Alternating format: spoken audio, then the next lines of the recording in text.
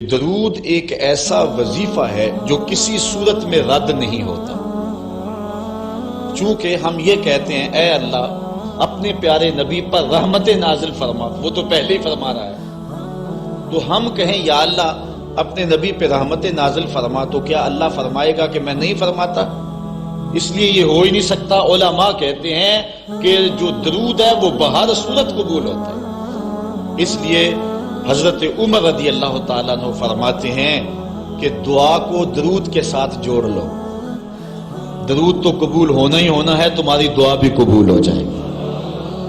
چونکہ اللہ تعالیٰ جل شانہ کی یہ شان نہیں ہے کہ بعض کو قبول کر لے اور بعض کو ترک کر دے۔ ہماری فقہ کا بھی مسئلہ ہے، اگر آپ نے کسی سے سودا لیا ہے، اس میں کوئی ردی چیز آ گئی اور کچھ صحیح آ گئی، اب یہ نہیں آپ کر سکتے کہ جو صحیح ہے وہ رکھ لیں اور ردی واپس کر دیں، یا تو وہ صحیح کے ساتھ ردی بھی قبول کرنا پڑے گی اور یا پھر جو ہے وہ صحیح بھی واپس کرنا پڑے گی۔ یہ نہیں ہوگا کہ مرضی کی رکھ لی اور مرضی کی واپس کر لی، یا سارا سودا قبول کرنا پڑے گا یا سارا سودا واپس کرنا پڑے گا۔ تو اللہ تعالیٰ جل شانہ کے حضور جب درود کے ساتھ دعا مانگی جائے تو پھر اللہ تعالیٰ جل شانہ اس دعا کو چھانٹ کے الگ نہیں کرتا کہ میں نے یہ نہیں قبول کرنی، درود کے ساتھ جو مانگی ہوئی دعا ہے اللہ وہ بھی مستجاب فرما لیتا ہے، وہ بھی قبول فرما لیتا ہے۔ درود پاک وہ بابرکت عمل ہے کہ جو اہل ایمان کو تعلیم دیا گیا۔ علماء نے لکھا کہ زندگی میں ایک مرتبہ درود شریف پڑھنا فرض ہے، اور جب حضور علیہ السلام کا نام لیا جائے اس وقت درود پڑھنا واجب ہے۔ اس کے علاوہ بھی وجوب کے اور بہت سارے مقامات علماء نے بیان کیے، اور نمایاں 40 مقامات علماء نے بیان کیے جہاں درود شریف پڑھنا مستحب ہے، لیکن بعض مقامات پہ درود شریف پڑھنا مکروہ بھی ہے، جس طرح باتھ روم اور اس قبیل کے اور مقامات اور جگہ اور جو ہے وہ احوال ایسے ہیں جہاں درود شریف نہیں پڑھا جائے گا۔ باقی درود شریف وہ بابرکت وظیفہ ہے، وہ مقبول بارگاہ عمل ہے کہ جس کو جتنی بار مرضی پڑھو، ایک تو طبیعت میں اکتاہٹ نہیں ہوتی، انسان تھکتا نہیں، اور دوسرا اس عمل کی برکتیں اتنی ہیں، اس کا ثواب اتنا ہے کہ حضور نبی رحمت صلی اللہ علیہ وسلم کا فرمان حضرت ابو ہریرہ رضی اللہ تعالی عنہ سے سماعت کر لیجئے کہ حضور علیہ السلام نے ارشاد فرمایا من صلی علیہ صلاۃ واحدۃ صلی اللہ علیہ عشرا، جو میرے اوپر ایک مرتبہ درود پڑھتا ہے اللہ تعالیٰ اس پہ 10 رحمتوں کا نزول فرماتا ہے۔ یہ اس بابرکت وظیفے کا نتیجہ ہے جو بندہ مومن کو نصیب کر دیا جاتا ہے۔ دوسری روایت حضرت انس بن مالک رضی اللہ تعالی عنہ سے مروی ہے ان النبی صلی اللہ علیہ وسلم قال من ذکرت عنده فلیصلی علی ومن صلی علی مرۃ صلی اللہ علیہ بہا عشرا۔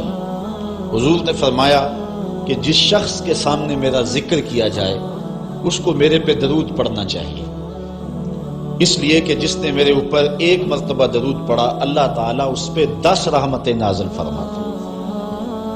علماء نے ایک بڑی خوبصورت بات لکھی، وہ کہتے ہیں کہ اصل درود پڑھ کر کے اپنے لیے رحمتیں طلب کرنا ہوتا ہے رب سے، چونکہ مصطفیٰ کریم علیہ الصلوۃ والسلام ہمارے درود کے محتاج ہے۔ بندہ کہ میں درود پڑھ رہا ہوں، جب ہم نہیں تھے اس وقت بھی مصطفیٰ پہ درود پڑھا جا رہا تھا، جب کائنات کو خلق وجود بھی نہیں دیا گیا تھا مصطفیٰ پہ درود اس وقت بھی پڑھا جا رہا تھا۔ تو یہ ہم اپنی سعادت مندی حاصل کرتے ہیں۔ اس کی مثال یہ ہے کہ جو مانگنے والے ہیں وہ 2 طرح کے ہوتے ہیں۔ سورۃ الفاتحہ کی تفسیر میں میں نے مختصر بات آپ کے سامنے اس عنوان سے رکھی تھی۔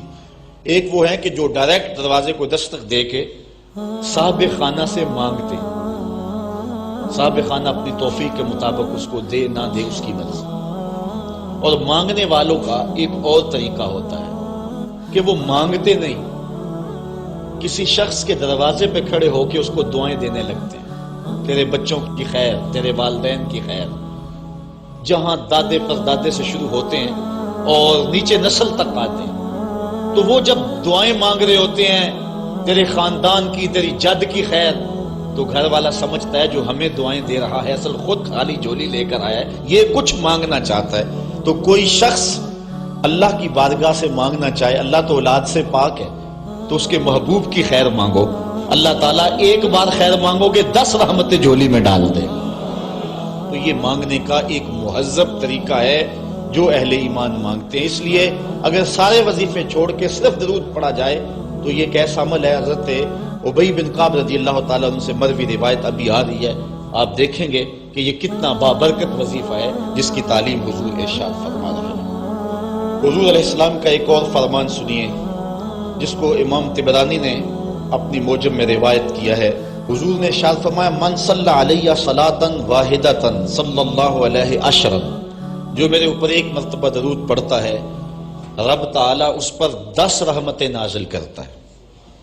ومن صلی علیہ عشرا صلی اللہ علیہ مئۃ، اور جو میرے اوپر 10 مرتبہ درود پڑھتا ہے اللہ تعالیٰ اس پہ 100 رحمتیں نازل فرماتا ہے۔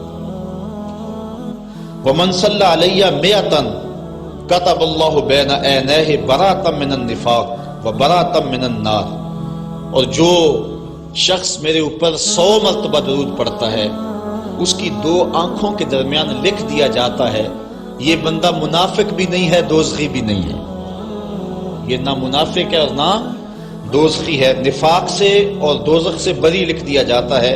وَأَسْكَنَهُ اللَّهُ يَوْمَ الْقِيَامَةِ مَعَ الشُّهَدَاءِ، اور اللہ تعالیٰ جل شانہ قیامت کے دن جس مرتبے پر شہداء کو ٹھہرائے گا اسی مقام پہ درود پڑھنے والوں کو ٹھہرائے گا۔ یہ ثواب ہے اس شخص کے لیے کہ جو حضور پر کثرت کے ساتھ درود پڑھتا ہے۔ حضرت عبد الرحمن بن عوف رضی اللہ تعالی عنہ سے ایک روایت سنیے، فرماتے ہیں یہ عشرہ مبشرہ سے ہیں، جلیل القدر صحابی ہیں، اور صحابہ میں سب سے زیادہ امیر صحابی بھی یہی ہے۔ 1,44,000 صحابہ میں سب سے امیر ترین صحابی حضرت عبد الرحمن ابن عوف رضی اللہ تعالی عنہ ہے۔ آپ فرماتے ہیں کہ خرج رسول اللہ صلی اللہ علیہ وسلم فاتبعته حتى دخل نخلا فسجد فاطال السجود حتى خفت او خشیت ان يكون الله قد توفاه او قبضه۔ کہتے ہیں ایک دن حضور گھر سے باہر تشریف فرما ہوئے، مسجد نبوی سے نکلے تو میں بھی حضور کے پیچھے پیچھے چل پڑا، حضور علیہ الصلوۃ والسلام کے تتبع میں، حضور کی اتباع میں میں بھی حضور کے پیچھے چل پڑا۔ حتی داخل نخلا، یہاں تک کہ کھجوروں کے ایک باغ میں حضور تشریف فرما ہو گئے، میں بھی اس باغ میں حضور کے پیچھے چلا۔ میں نے کیا دیکھا؟ فسجدہ، حضور نے سجدہ فرمایا، فاطال السجود، اور سجدہ اتنا لمبا تھا، حتی خفت او خشیت ان یکون اللہ قد توفى او قبضه، مجھے ڈر لگا کہ حضور علیہ السلام کا وصال ہو گیا، کہ حضور نے سر انور رکھا سجدے میں پھر اٹھا ہی نہیں رہے تھے، تو میں ڈرا اس بات سے کہ کہیں حضور کا وصال نہ ہو گیا ہو، حضور علیہ السلام اس دار فانی سے کوچ نہ کر گئے ہوں۔ تو کہتے ہیں کہ کالا فجے تو انظر فرفع راسہ، میں دیکھ ہی رہا تھا کہ اچانک حضور نے سر انور اٹھا لیا۔ فقال مالک یا عبد الرحمن، تو میرا رنگ اڑا ہوا تھا، میری طبیعت کے اوپر ایک عجیب کیفیت تھی، حضور نے سر اٹھایا اور مجھے اس حالت میں دیکھا، کہا کہ اے عبد الرحمن تجھے کیا ہو گیا؟ میں نے کہا فذکرت ذلک لہ، جو مجھے ہوا تھا میں نے وہ بتا دیا، میں تو ڈر گیا تھا چونکہ صحابہ کی زندگی ہی تو حضور کے نام سے تھی، اور آقا کریم کی زندگی کے ساتھ اور حضور کی حیات کے ساتھ ہی تو وہ جیتے تھے بلکہ اڑتے تھے، اور صحابہ رضوان اللہ علیہ مجمعین کے لیے سب سے مشکل وقت حضور علیہ السلام کی وفات کا وقت تھا، ان سے برداشت نہیں ہوتا تھا۔ آپ نے پڑھا ہوگا سیر میں، علماء سے سنا ہوگا، حضرت عمر نے تلوار نکال لی تھی حضور کے وصال پر، کوئی کہے تو صحیح حضور کا وصال ہو گیا میں گردن کاٹ دوں گا، روتے تھے، عجیب کیفیت تھی۔ حضرت ابوبکر صدیق نے ہاتھ آگے کیا لیکن حضرت عمر جو ہیں وہ ان کی بات بھی سننے کے لیے تیار نہیں تھے۔ حضرت بلال چیخیں مارتے تھے، عجیب حالت تھی۔ حضرت سیدہ فاطمہ کہتی تھی سبت علی مصائب لو انہا سبت علی ایام سرنا لیالیا، لوگوں میرے اوپر جو مصیبتیں ٹوٹ پڑی ہیں اگر وہ چٹے دنوں پہ پڑتی تو وہ بھی کالی راتیں بن جاتی۔ اتنی مصیبتیں آ گئی. حضور علیہ السلام کے وصال پر یہ صحابہ کی کیفیت. حضرت زید بن عبداللہ اپنے باغ کو پانی دے رہے تھے. حضرت امام زرقانی نے لکھا ہے ان کے بیٹے نے جا کے کہا کہ ابا جی کوئی بات سنی ہے؟ انہوں نے کہا بتاؤ بیٹے کیا ہوا ہے؟ کہا حضور کا وصال ہو گیا. تو حضرت زید نے یوں ہاتھ اٹھائے اور سنو انہوں نے کیا کہا, اللہم اذہب بصری حتی لا ارا بعد حبیبی محمد احدا. اے اللہ مجھے اندھا کر دے, مجھے نابینا کر دے. آنکھوں کے چراغ روشن اس لیے تھے کہ تیرے رسول کو دیکھتا تھا. اب حضور اگر اس دنیا سے چلے گئے تو میں نے آنکھوں کی چراغ کیا کرنے؟ تو اللہ تعالیٰ نے ان کی دعا قبول فرما لی اور وہ فوراً نابینا ہو گئے. کسی نے بعد میں ان کے پاس جا کر افسوس کیا کہ تمہاری آنکھوں کی بینائی جاتی رہی ہے, بڑا افسوس ہوا ہے. وہ فرمانے لگے تمہیں ہوا ہوگا, مجھے تو کوئی نہیں ہوا, میں تو حضور کے بغیر کسی کو دیکھنا ہی نہیں چاہتا. اور اعلیٰ حضرت فرماتے ہیں کون نظروں پہ چڑھے دیکھ کے طلبہ تیرا. جس نے آپ کو دیکھا پھر وہ کسی کو جو ہے وہ اور کیوں دیکھے. تو یہ صحابہ کی کیفیت تھی. بلکہ غدابہ نامی اونٹنی جس پہ حضور سواری کیا کرتے تھے, کتب میں آتا ہے, صحیح روایات ہیں, وہ حضرت فاطمہ تو زہرا کی دہلیز پر سر رکھ کے رویا کرتی تھی. اور وہ یافور نامی دراز گوش جس پہ حضور سواری کیا کرتے تھے, جس کو ہم اپنی زبان میں گدھا کہہ لیتے ہیں لیکن نسبت رسول سے ہوگی تو پھر اس کو دراز گوش کہیں گے, تو وہ قبیلہ بنو سلیم کے کنویں میں چھلانگ لگا کے مر گیا کہ جب حضور چلے گئے ہیں تو ہم نے جی کے کیا لینا. یہ کیفیت جانوروں کی تھی. اللہ اکبر. تو حضور کی جدائی کا صدمہ کون برداشت کرے؟ آپ نے سنا نہیں کہ استن حنانہ حضور کے فراق میں کیسے تڑپ تڑپ کے روتا تھا؟ صحاح میں روایت ہے, لگتا تھا جس طرح پھٹ جائے گا. اور آقا کریم ممبر سے نیچے اترے اور آقا نے اس کو دونوں ہاتھوں میں لیا, پھر تسلی دی, اور ایسے لگا جس طرح کہ بچھڑا ہوا بچہ ماں کی گود میں آ جائے تو اس کی گگھی بن جاتی ہے. یہ کیفیت ہوئی. پھر حضور ممبر پہ جلوہ فراز ہوئے اور صحابہ سے مخاطب ہو کے کہا لو لم افعل ھذا لھن الی یوم القیامہ. اگر میں اپنے عاشق زار کو ممبر سے اتر کے یوں تسلی نہ دیتا تو یہ لکڑی کا ستون قیامت تک روتا ہی رہتا. اللہ اکبر. یہ ہے حضور کے پیار کی کیفیت. ان کے لیے مشکل مرحلہ تھا. تو حضرت عبد الرحمن ابن عوف رضی اللہ تعالیٰ عنہ کہتے ہیں میں نے جو میرے پہ بیتی تھی نا, جو میری حالت ہوئی تھی, میں نے صاف صاف عرض کی حضور میں تو بہت پریشان ہوا تھا. تو حضور نے فرمایا فقالا ان جبرائیل علیہ السلام قال لی, سنو کہ جبریل امین میرے پاس آئے اور انہوں نے مجھے آ کے کہا الا ابشرک ان اللہ عز وجل یقول, کہ حضور میں آپ کو بشارت نہ دوں کہ رب کیا کہتا ہے؟ وہ یہ کہتا ہے من صلی علیک صلیت علیہ ومن سلم علیک سلمت علیہ. ذرا دیکھیے لفظ. حضور فرماتے ہیں میں کیوں سجدے میں گیا تھا؟